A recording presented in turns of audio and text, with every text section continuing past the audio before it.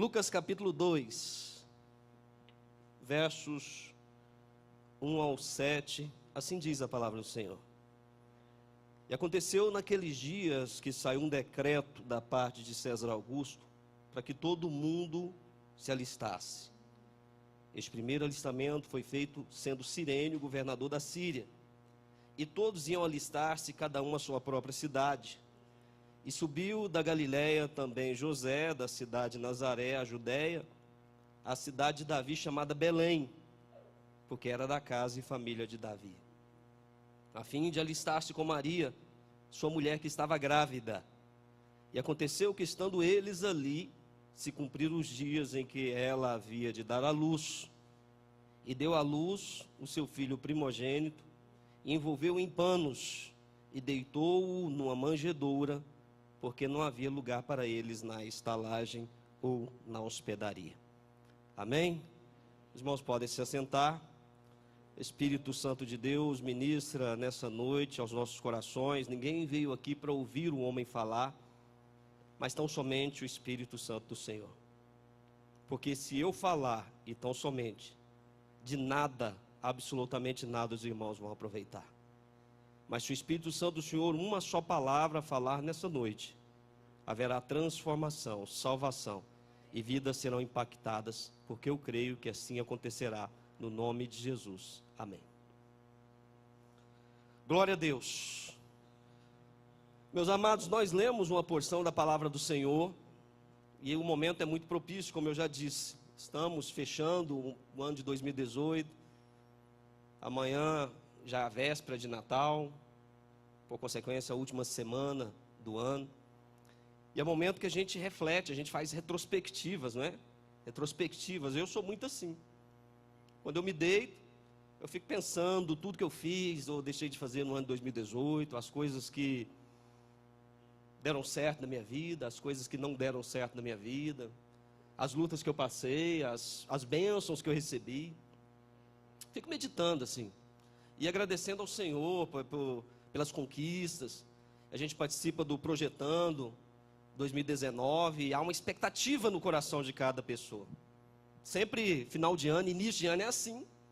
A gente que virá aqui para a virada do ano, no nome de Jesus, e todos nós aqui estaremos, é algo profético quando você está orando na virada do ano, quando você está adentrando a um novo ano, há toda uma expectativa. E assim todos os anos. Todos os anos. A gente começa então a fazer análises introspectivas da nossa vida. E a nossa vida é como se você traçasse aqui uma linha do tempo. Aqui eu nasci, no ano de 1974. Entreguei. No ano de 1974. Faça as contas de cabeça. Não vale correr para a calculadora do celular. Eu sou da época de você fazer conta na cabeça. No ano de 1974 eu nasci. E na minha vida eu tive a minha infância. Eu tive momentos na escola, etc. Até que no dia 7/6/1998, às 19 horas, como eu já dei o testemunho, eu entreguei minha vida para Jesus Cristo. Porque infelizmente eu não nasci em berço evangélico. Mas a partir do momento que eu entreguei a minha vida para Jesus Cristo, a minha vida continua. E aí você começa então, na linha da vida, a seguir as coisas de Deus, no aprendizado da palavra do Senhor, no aprendizado da vida cristã, das coisas pertinentes à caminhada cristã. E o propósito é que você sempre se aproxime de Deus e nunca se afaste. A cada dia que passa, você deve o quê? Estar com o coração muito mais aberto para as coisas do Senhor e se afastando das coisas do mundo. Isso é um processo que se chama processo de santidade. Aquilo que até o dia que você entrega a sua vida para Jesus Cristo, você praticava e achava normal, a partir de agora não é mais normal. A sua vida agora ela tem um novo rumo, um novo Senhor. Agora você tem expectativas diferentes, propósitos diferentes. O seu modo de agir agora passa a ser diferente. As suas prioridades mudam, porque passam a estar pautadas o que? Na palavra do Senhor. Essa é a vida cristã.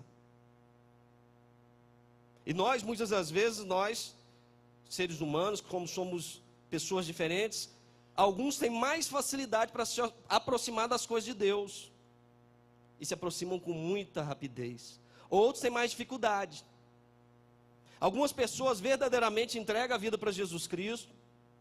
O nome está escrito no livro da vida, mas passam mais tempo lutando ou até mesmo se esforçando para eliminar determinadas práticas da sua vida. Outros que fazem uma aliança com Jesus, nem ao mesmo pagam um preço, entre aspas, porque o preço já foi pago, para tentar levar uma vida pautada nos princípios bíblicos. Assim é o coração do homem.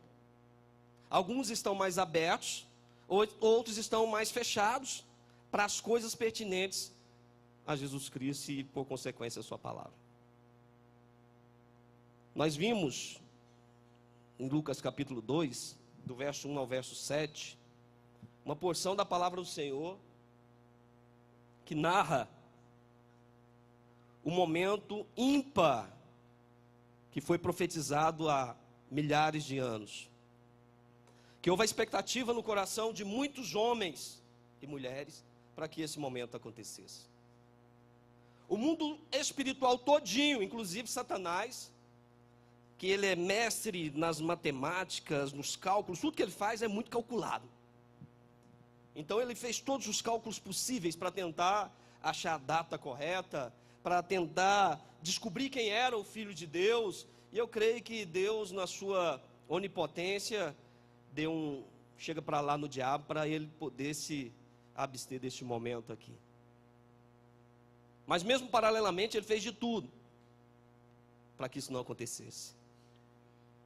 E Deus escolhe então uma virgem.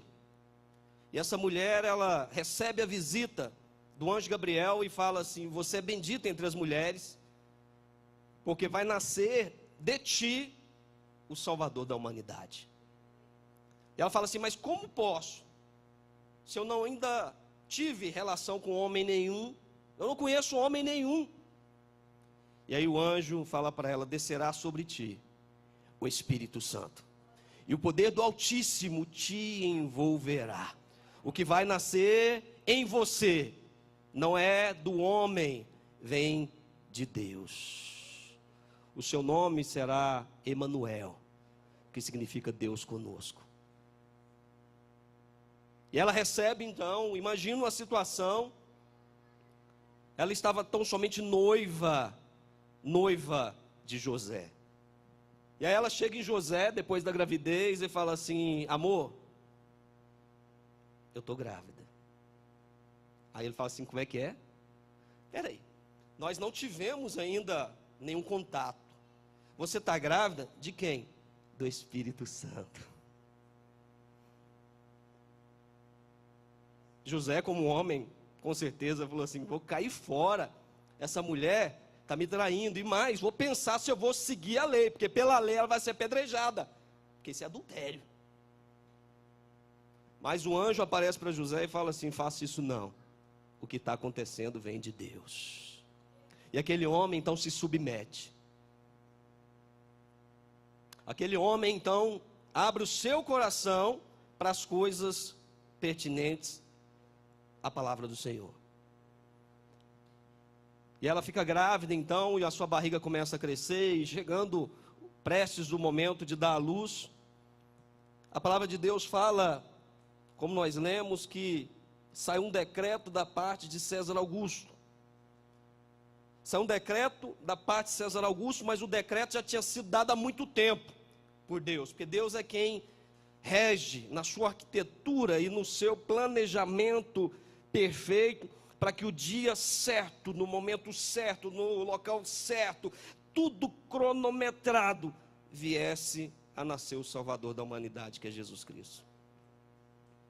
Nós aprendemos com isso que Deus está no controle de tudo e de todas as coisas, e usa até mesmo o ímpio para que a sua palavra seja cumprida. Jeremias 1,12: eu velo sobre a minha palavra para a cumprir. Passarão os céus e a terra. O senhor falou bastante isso na escola bíblica hoje, Mateus 24.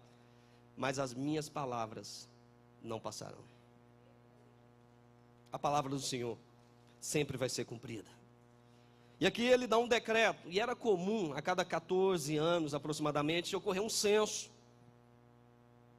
por motivos militares ou fiscais. Então era muito comum naquela ocasião ocorrer censo, a cada 14 anos. Deus então planejou tudo para que houvesse o censo. E as pessoas então tinham que se dirigir para a sua cidade de origem, para poder se alistar. E vem José, pega Maria grávida, e anda aproximadamente 130 quilômetros, num contexto diferente do nosso, que hoje é fácil. Hoje você pega metrô, carro, hoje tem ruas asfaltadas, vários meios, mas naquela ocasião era um contexto totalmente diferente, e com a mulher grávida, prestes a dar à luz. E eles então se dirigem para a cidade chamada Belém, que significa casa de pão. Casa de pão. O cumprimento também de de João, capítulo 6, verso 35, que Jesus fala: eu sou o pão da vida, que nasci na cidade que se chama Casa de Pão. E eles vão então para Belém, e quando chegam, como o censo aconteceu, era normal então as cidades estarem cheias, lotadas, porque vinham pessoas dos mais variados locais para poder se alistar. E eles se dirigem então para hospedaria. Alguns estudiosos dizem que talvez houvesse então somente uma hospedaria ou estalagem, que era um local como se fosse um hotel hoje. E eles se dirigem para a hospedaria, mulher grávida, e chega lá, já na entrada, já na recepção, eles recebem a notícia: tudo cheio, tudo lotado, não há vagas. Todos os quartos estão ocupados, todos os cômodos deste imóvel estão ocupados, não há espaço para vocês.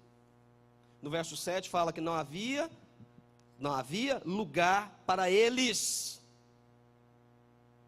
Não havia lugar para eles na hospedaria.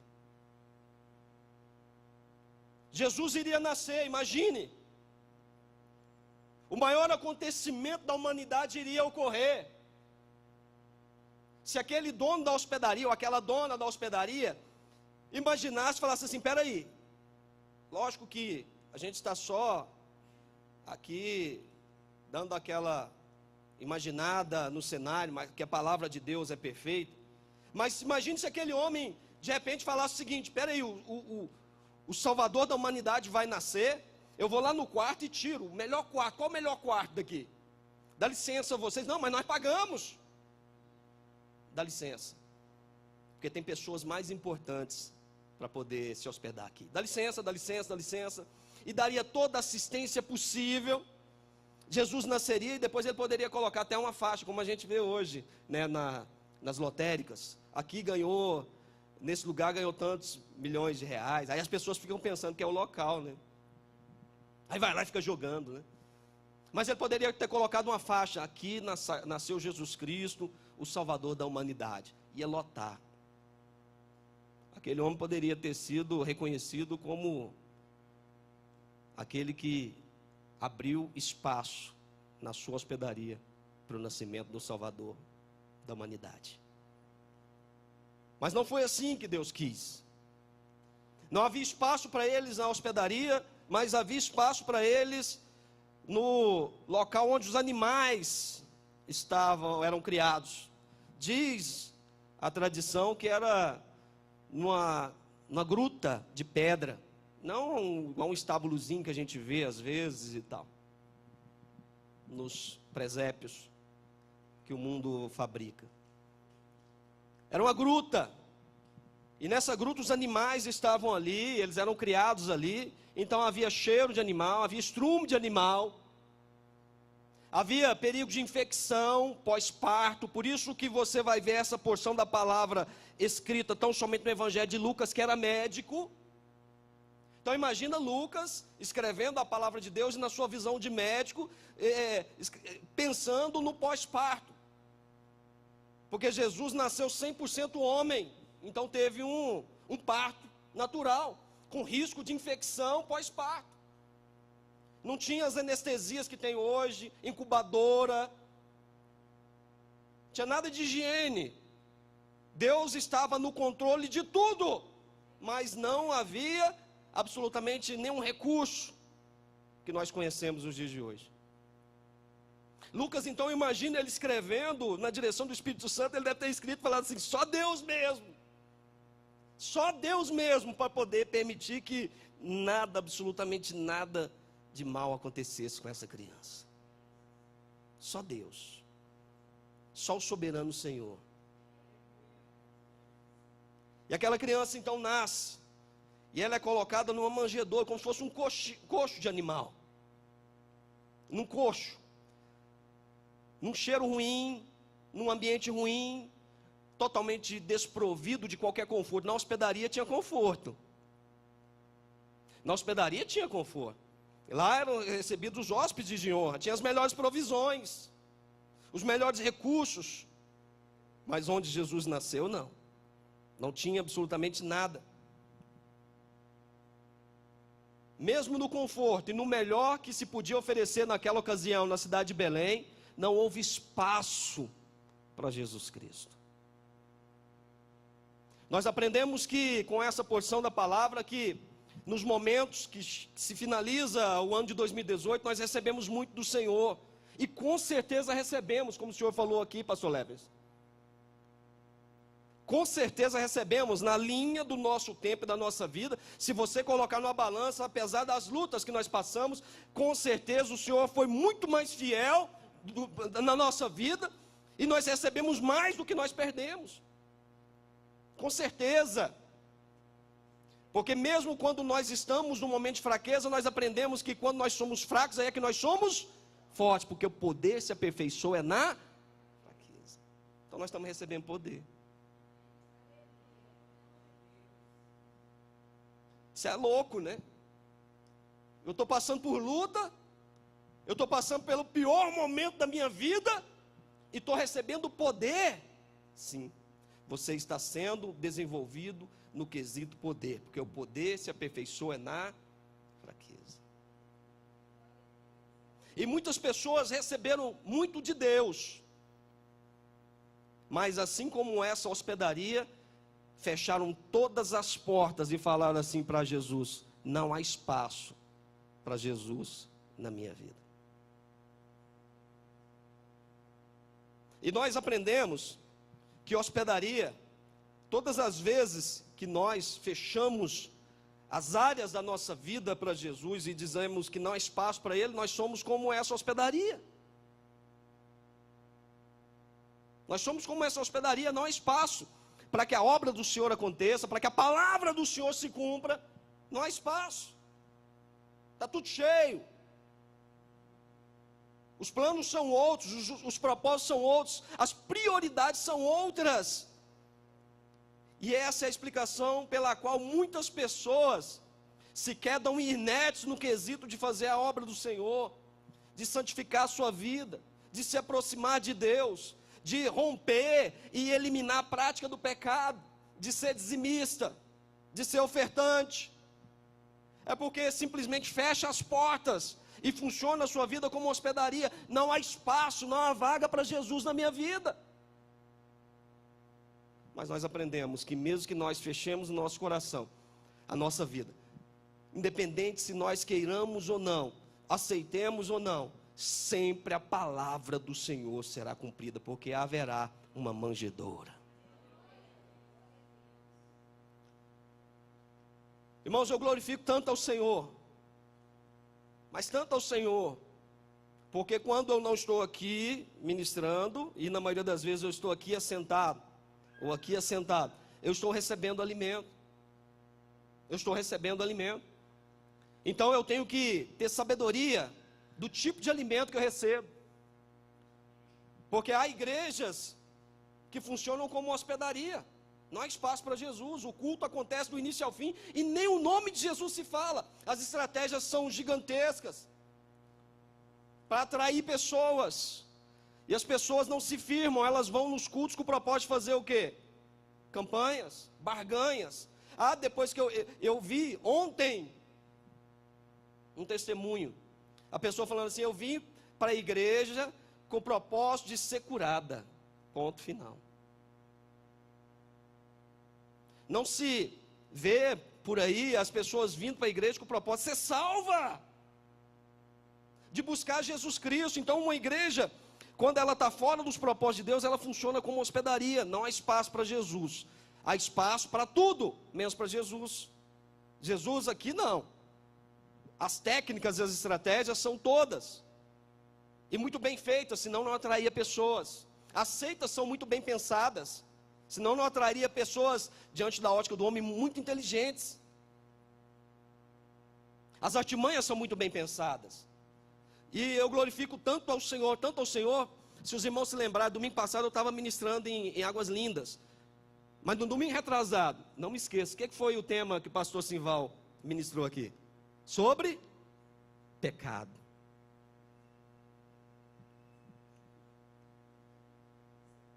No anterior, né? Na ceia, né? Na Santa Ceia. Sobre pecado. E aí eu me lembrei, pastor, porque falaram para mim, uma pessoa falou para mim, eu não ouvi falar. Um pastor um dia falou para mim da seguinte forma: eu era diácono. Ele falou assim, eu não admito, de repente ele está até me vendo. O senhor, pastor, falou para mim um dia, o senhor é bispo, eu me lembro. Ele falou para mim assim, eu não admito que na igreja se pregue sobre pecado. Ele falou, não admito que se pregue sobre pecado. E se vier pregar sobre pecado, eu quero saber o tema antes, eu não deixo subir no púlpito pregar sobre pecado. Eu falei, mas pastor, quem mais bateu na tecla na questão do pecado foi Jesus. Ele, hipócrita, escriba, fariseu. E ele falou assim, não admito que as pessoas, elas já passam uma vida complicada, trabalha o dia inteiro, chega na igreja cansada, e a palavra que tem que ser ministrada na igreja é uma palavra de vitória, de porta aberta. Não admito que pregue sobre pecado. Eu falei, mas isso aí não é bíblico, pastor. Isso não é bíblico, porque a Bíblia é taxativa. Eu preciso ouvir ministrações sobre pecado, eu preciso ouvir. Aí ele virou para mim e falou assim, eu falei, isso não é bíblico. Ele falou assim, tudo para você é Bíblia? Ele me conhecia de Andres, né? Tudo para você é Bíblia, Andres? Eu falei assim, sim, porque no dia em que deixar de ser, eu vou ser igualzinho o Senhor. Aconteceu comigo. Então a gente vê cada vez mais os propósitos das igrejas, os líderes, não dando mais espaço para Jesus, hospedarias, tudo cheio, mas não há espaço para Jesus, você não ouve mais, e não vê mais o apelo. A nossa igreja, todos os cultos, abre espaço para fazer o apelo, para quê? Para que vidas possam ser salvas, Meu Deus, eu como servo do Senhor, como pastor, vou responder por cada vida que eu deixei de ganhar. Cada vida que deixei de ganhar, eu estarei um dia diante do meu Senhor, e eu vou responder o que passa na cabeça dessas pessoas. As modas, os mundanismos estão vindo e adentrando a igreja, e a igreja está se fechando cada vez mais, e funcionando como uma hospedaria. Está lotado, não há espaço para a palavra de Deus, não. São estratégias do homem. E as pessoas querem isso, porque se chegar na igreja, ouvir uma ministração forte sobre pecado, ela fica com raiva, nem volta. Mas se ouvir uma ministração sobre porta aberta, bênção, é o que ela mais quer. Porque quando você toca na ferida, você confronta. E você imediatamente, o Espírito Santo imediatamente vai lá e toca e fala assim, você tem que mudar essa área da sua vida que está errada. E a pessoa quer o quê? Colocar uma máscara, ir na igreja, sentar, não falar com ninguém, sair embora. Ninguém tem que saber do meu caráter, do que eu faço fora da igreja. Ninguém tem que saber. Hospedaria. Hospedaria pode simbolizar também o meu ministério. Hospedaria, o meu ministério pode estar igual uma hospedaria, quando eu não busco direção de Deus, quando eu não me submeto ao Senhor para ministrar a palavra, porque quando a gente vai cada vez mais ministrando, fica mais fácil. Você conhece as técnicas e etc, fica mais fácil. E eu não vou mais dependendo do Senhor. Porque eu confio que nas minhas habilidades. Ora, tem exceções. Eu não sou de visitar a igreja, não sou, nem gosto. Eu não sou pastor itinerante, mas algumas vezes eu recebo alguns convites, peço a bênção do meu pastor e debaixo da bênção dele eu vou. E às vezes você está indo para uma festa, como já aconteceu. Você chega lá para ir para a festa. Está acontecendo louvor, você foi para receber, para honrar um amigo seu e tal. Durante o louvor, vira o pastor lá no púlpito e fala assim: você ministra hoje? Aí você fala assim: quantos hinos ainda tem? Vai cantar? Quantas músicas tem? Mais uma. Você fala: beleza, é o suficiente. Espírito Santo de Deus, em nome de Jesus, me dá aqui um versículo. Espírito Santo de Deus, o que é que essa igreja precisa? Pá, está aqui o versículo. E você ministra e Deus age de uma maneira sobrenatural. São as exceções. Já aconteceu comigo. Mas quando eu tenho tempo e eu sou convidado, então eu tenho que orar, eu tenho que me preparar. Apesar de eu não ter a melhor palavra, mas eu dou o meu melhor. E quando eu não faço isso, eu estou sendo o quê? Hospedaria. Não precisa de Jesus agir. Eu já tenho. E como tenho? N esboços meus aqui. E não busca a direção do Senhor. Nós não dependemos de Deus. E aí a gente passa a ser como hospedaria. A gente acha que muitas das vezes é melhor do que o Espírito Santo de Deus. E a gente começa então a dirigir o nosso ministério. A gente começa a dar as direções do nosso ministério e achando que é nosso, que não é dele. E aí eu sou como hospedaria. As nossas vidas, como na introdução que eu fiz, podem funcionar como hospedaria. Quando Jesus não é prioridade na minha vida, quando Jesus não é mais prioridade na minha vida, quando eu não busco mais as coisas de Deus, é como se os quartos da minha vida estivessem cheios, todos ocupados. As áreas da minha vida, todas estão ocupadas. Não há espaço para a obra de Deus, para a palavra do Senhor se cumprir. Quando eu não leio a Bíblia, quando eu não adentro e navego nas águas do conhecimento da palavra do Senhor, hospedaria. Nós estamos finalizando o ano de 2018. Vamos começar o ano de 2019. Quantas pessoas deixaram de ler a palavra do Senhor nesse ano? Tem pessoas que hoje praticamente não leu um capítulo. Se você lê um capítulo da Bíblia por dia, você vai ler a Bíblia toda em mais de 3 anos. Então você não pode ler só um capítulo da Bíblia. Ah, pastor, todo dia eu leio um capítulo da Bíblia. 1189 capítulos. 1189. Você vai ler em mais de 3 anos, 3 anos e 1 mês, aproximadamente. Então você precisa ler mais de um capítulo da Bíblia. Você precisa investir mais tempo no conhecimento da palavra do Senhor. Você precisa investir tempo, não só lendo como um robô automático, mas você precisa estudar a palavra de Deus, porque é ela que nos fortalece. Ela é que é o nosso alicerce. É ela que vai fazer com que você não caia em determinadas ciladas de doutrina, em determinadas ofertas do mundo. Você vai confrontar com a palavra, falando: isso não é bíblico. E mesmo que você veja, porque os sinais, hoje foi ministrado na escola bíblica, nos últimos tempos acontecerão e vão aparecer sinais. Você vai ver, para enganar, se possível, os eleitos. Mas espera aí, eu estou vendo o sinal. Eu estou vendo. É algo sobrenatural. Sim, mas não vem de Deus.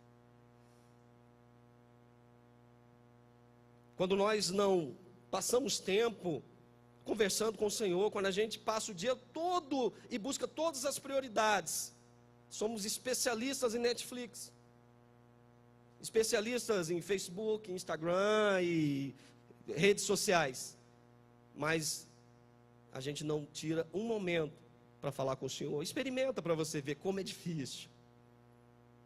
Eu tenho uma técnica. Pega o seu celular e coloca naquele cronômetro e marca 5 minutos. 5 minutos e pá, começa a falar com Deus. Aí você vai falar tudo que você tem para falar, vai orar por toda a sua família, vai abençoar tudo, vai orar pelos pastores da igreja, que deve orar pelos pastores da igreja, vai orar pela igreja, vai orar pelos seus planos, seus sonhos e tudo. Aí você vai escorregar o olho, você vai olhar 1 minuto e meio. Aí você vai falar, meu Deus, ainda tem 3 minutos e meio ainda para eu poder falar com o Senhor. Começa a fazer isso. Peter Wagner, no seu livro Escudo de Oração, ele cita isso. Começa com 5 minutos. Se doutrine a orar 5 minutos, depois você coloca 10. Os 5 já foram, você já venceu essa etapa. Depois coloca 15, 20. Começa a fazer essa dinâmicazinha, você vai ver como você vai desenvolver. Quando a gente, na nossa vida também, não dá espaço para termos um bom testemunho e as nossas atitudes não estão de acordo com a palavra, hospedaria. Quando a gente não priva por um bom testemunho, é hospedaria. Todas as áreas estão bloqueadas, todas as áreas estão cheias, não há espaço para as coisas de Deus. Mas em contrapartida, por outro lado, existe a manjedoura, que é onde Jesus Cristo nasceu. Existe a manjedoura, que é o local onde a obra do Senhor acontece. Existe a manjedoura, que é onde a palavra do Senhor se cumpre. Existe a manjedoura onde o Espírito Santo do Senhor se manifesta. Existe a manjedoura onde tudo acontece de acordo com a vontade do Senhor. Então nós aprendemos que quando nós estamos numa igreja que está aberta às direções do Senhor, uma igreja que priva pelo cumprimento da palavra e pregação da palavra, é uma igreja que funciona como uma manjedoura. Uma igreja que direciona e se preocupa com salvação de almas, que o principal propósito de uma igreja é ganhar alma para Jesus Cristo. Uma igreja que se preocupa com o fortalecimento desses membros, uma igreja que se preocupa em levar as pessoas para o céu, e como nós temos ouvido isso aqui, como nós ouvimos isso aqui, da preocupação em levar cada um para o céu, da sua salvação, para que nenhuma alma se perca. É uma igreja que funciona como uma manjedoura, é quando Jesus é o único, quando ele tem lugar nos ministérios. É uma igreja manjedoura. E eu glorifico a Deus, porque você está numa igreja que é manjedoura, amém?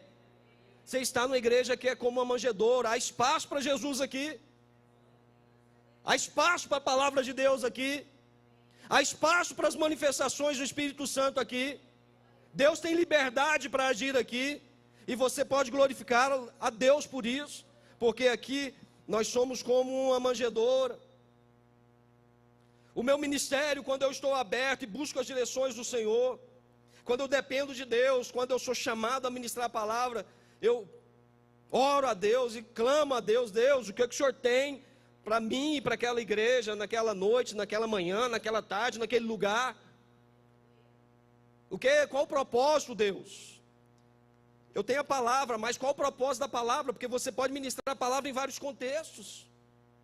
Vários, mas qual o propósito da palavra, Senhor? Sendo que o fim é um só, a salvação de almas, edificação de vidas, transformação de caráter, vidas cada dia enxergando que o processo de santificação ou de santidade deve ser vivido. E todas as vezes que eu priorizo isso, o meu ministério funciona como uma manjedoura. Todas as vezes que na nossa vida, todas as vezes que a gente começa a dar espaço para Jesus, quando a gente se abre para Jesus, e a gente no ano de 2018, que muitas das vezes não fez isso, fala: a partir de agora, no ano de 2019 eu vou fazer, eu vou priorizar as coisas de Deus. Lógico, eu vou trabalhar, vou estudar, eu vou continuar buscando os propósitos da minha vida, mas em primeiro lugar vem quem? O reino e a justiça, Mateus 6,33. Em primeiro lugar, as coisas de Deus.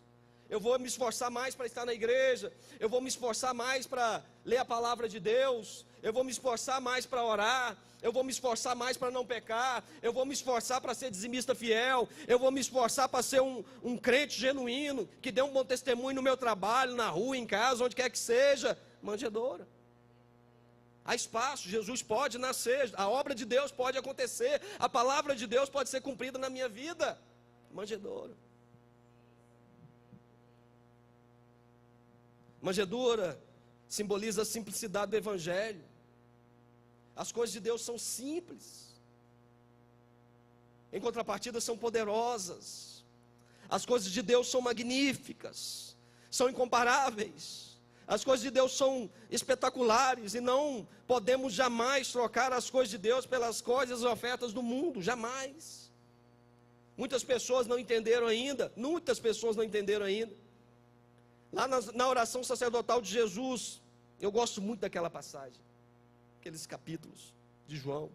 Capítulo 14, a música da Heloísa Rosa, né? Ela tirou dali: não se turbe o vosso coração, na casa de meu pai há muitas moradas. Você lê todo o capítulo 14, Jesus vai fazendo a oração sacerdotal, está chegando o momento dele poder ir para o Pai, e ele fala: eu vou, mas vocês não vão ficar sós. Eu vos darei e vos deixarei um Consolador, que estará convosco para todo sempre. E ele faz a oração sacerdotal. No capítulo 17, ele continua orando e falando assim: Deus, Pai, eu não peço que os tireis do mundo. No verso 11, Jesus fala assim: eu não peço que os tireis do mundo, porque eles estão no mundo. Eles estão no mundo, nós estamos no mundo. E ele continua fazendo oração, até que no verso 14, Jesus fala assim: mas eles não são do mundo. No verso 16, Jesus ratifica a oração e fala assim: eles não são do mundo. É muito diferente em estar e ser. Muitas pessoas não entendem isso, querem estar e querem ser do mundo. Então tudo que o mundo oferece, tudo que o mundo oferece, ela absorve sem nenhum filtro. Eu já estive no mundo. Na minha época era até 1998, tinha muitas ofertas mundanas. Não tanto como hoje, mas tinha. Mundo é mundo. Diabo é diabo, carne é carne. Então, nos momentos piores da minha vida, eu posso ter pensado num monte de coisa, mas voltar para o mundo, não. Eu já estive lá, eu sei o que é. Me afastar dos caminhos do Senhor, não. Isso não. Eu não quero voltar a ser hospedaria. Eu não quero fechar as portas do meu coração. Eu não quero buscar todas as coisas sem priorizar as coisas de Deus. Eu quero ser manjedoura. Eu quero estar aberto para as coisas do Senhor. Eu quero falar: Jesus, pode fazer a obra na minha vida. Jesus, eu não tenho muito para oferecer, mas o Senhor também, né? O Senhor nasceu numa manjedoura, quem sou eu? Quem sou eu para o Senhor nascer na minha vida e me dar salvação? Manjedoura simboliza algo espetacular. Na hospedaria, poderia ter sido paga a hospedagem, como num hotel. Na manjedoura é gratuito, simboliza o quê? Que a salvação ela é de graça. Jesus pagou todo o preço necessário foi pago. Efésios capítulo 2, verso 8, pela graça, pelo amor de Deus imerecido, e de graça, pela graça, sois salvos mediante a fé. Isso não vem de vós, é dom de Deus. Isso não vem de vós, é dom de Deus. Vem de Deus. É pela graça que nós somos salvos. O preço todo já foi pago. Deus quer que nós abramos a nossa vida nesse final de ano de 2018 e no ano de 2019 para que a nossa vida funcione como uma manjedoura, para que haja espaço para o cumprimento da palavra dele na minha vida e na sua, para que haja espaço para o cumprimento dele no meu casamento e no seu, para que haja espaço para a palavra de Deus na minha família e na sua, para que haja espaço para o Espírito Santo do Senhor no meu trabalho e no seu. Deus quer que nós priorizemos a Ele como nunca nesses últimos tempos. Deus quer que nós venhamos verdadeiramente a sermos luz e tenhamos um testemunho diferente, porque hoje é muito difícil você identificar um crente de um descrente aí no mundo. Muito difícil, muito difícil. Eu tenho procurado no meu trabalho dar o melhor testemunho, e graças a Deus eu tenho conseguido. Graças a Deus, no meu antigo trabalho, que eu fiquei 22 anos, em Anápolis, consegui dar um bom testemunho. É maravilhoso. Hoje o pastor Leverson falava de manhã, quando a gente às vezes compartilha, como um culto como esse, você pega uma foto e compartilha, fala ministração na igreja, olha o ministério de louvor, dança, o que aconteceu, e aí vem um comentário de pessoa que você nem lembra às vezes, fala assim: eu me lembro de quando você dava a palavra lá na Bazélia de Anápolis.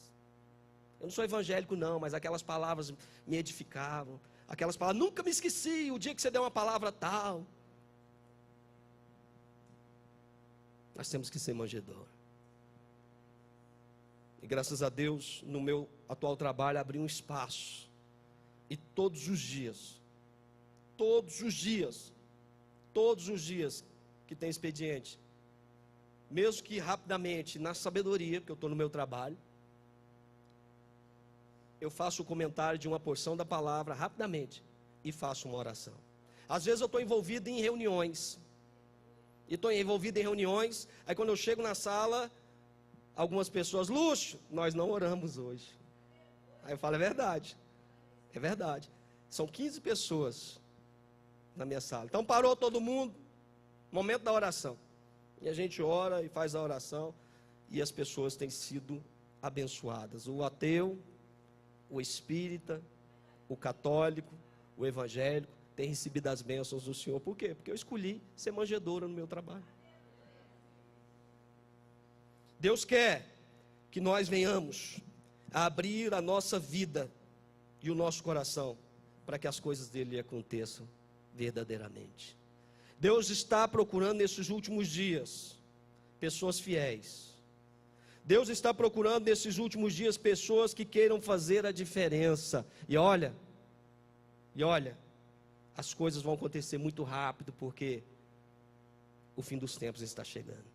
Então, a pessoa que abre o coração e se submete à palavra de Deus, haverá um crescimento espiritual muito rápido, numa rapidez que ela nem imagina, porque ela abriu a sua vida e falou assim: Espírito Santo de Deus, faz de mim, faz da minha vida como uma manjedoura.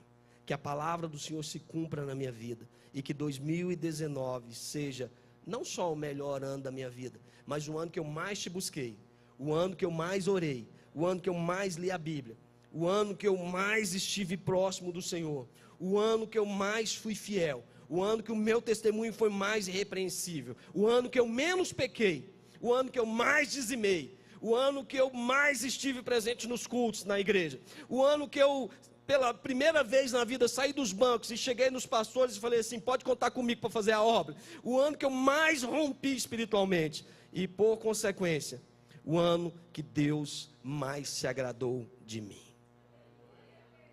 Faça isso, meu irmão. É um desafio.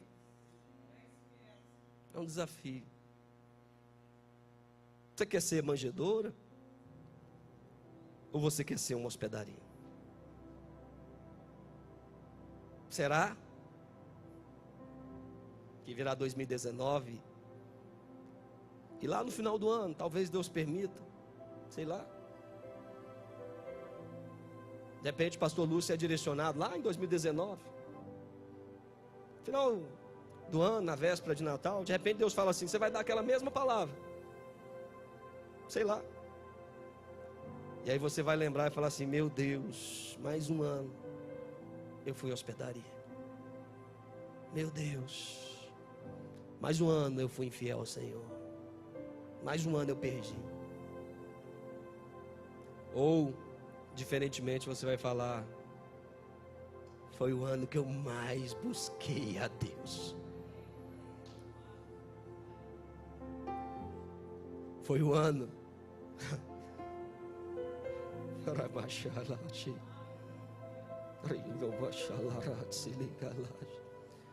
onde eu mais vi a glória do Senhor. Foi o ano onde eu fiquei mais íntimo do Espírito Santo de Deus. Foi o ano onde eu mais rompi, porque eu só falei para Ele: faz de mim como uma manjedoura. Fique de pé no nome de Jesus.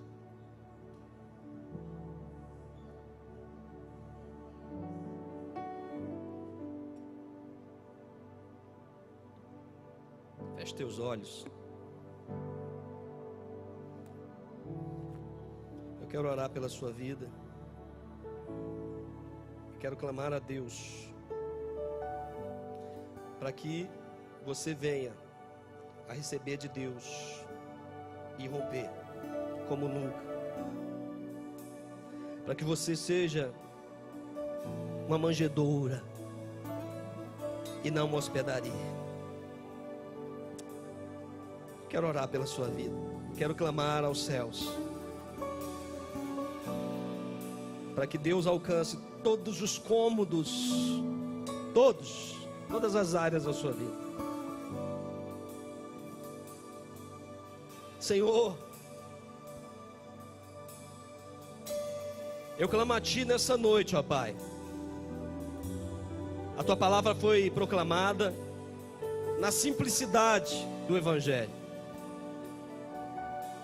As vidas estão aqui. O poder é do Senhor, a glória é do Senhor, a manifestação é do Senhor, através do Espírito Santo. Então, Espírito Santo de Deus, toque em corações de vidas, pessoas, meu Deus, que ainda não Te conhecem, pessoas que estão afastadas do Senhor, pessoas que nesse ano de 2018 experimentaram uma vida totalmente distante do Seu chamado e da intimidade contigo. Às vezes não queria nem vir hoje, mas o Espírito Santo do Senhor trouxe, porque o Senhor tem o poder de sondar as mentes e os corações, e o poder do perdão é pertinente ao Seu caráter, ó Pai. E hoje a igreja está reunida diante de Ti, finalizando o ano de 2018, com alguns poucos dias ainda. Oh Deus,